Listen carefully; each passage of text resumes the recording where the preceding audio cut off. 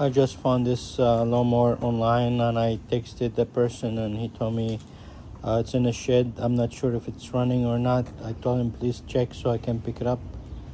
It was in a good price. It's a Toro recycler, 21 inch. It's a rear wheel drive. When I went there and I tried to start it, it was making a lot of noise, grinding noise.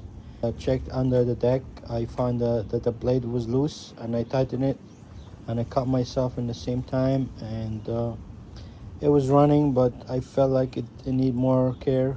So let's try it. It has some oil in there, and let's check. So it's a bad black oil.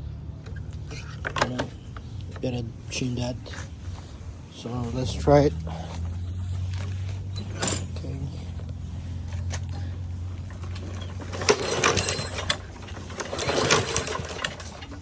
Okay, starting.